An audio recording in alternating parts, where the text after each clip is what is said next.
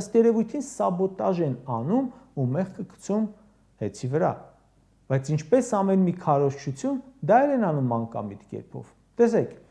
հենց հայտարարեցին, թե լավ չէ աշխատում հեծը ազգայնացնելու ժամանակն է, մեկ էլ Արդարադատության նախարարությունը հայտարարեց, թե հոսանքազրկման պատճառով պետռեգիստրը չի սպասարկի քաղաքացիներին։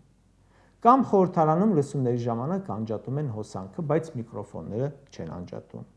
Կամ ասում է, թե գնացի ինչ-որ մոլի բացման, հոսանքը տարան։ Մեր կենցաղում էլ այդպես է։ Հենց հոսանքը անջատում են, մեղադրում ենք հեծին, որովհետև սովորական քաղաքացիս չգիտի իրականում ով է մեղավոր։ Դա նորմալ է։ Ինձ համար լույսի պատասխանատուն հեծն է, նորմալ է։ Բայց կառավարությունը պետք է իմանա, որ դեպքում ով է պատասխանատուն։ Հեծը օրինակ ասում է, այս դեպքում մեղավոր են բարձրավորտ էլեկտրոցանցերը, բայց սրանց պետք է մեղադրանք ու խլելու հիմք։ Իսկ իշխանությունը հետագան պատկերացնում է, թե չէ, ասենք խլեցիք, հետո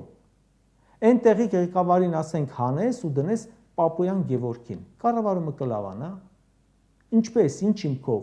շատ համակարգի հետն անիծես ու 90-ականների հովհարային անջատումները վերադարձնես։ Բայց դե սովորության համաձայն կմեղադրես նախկին կառավարիչներին։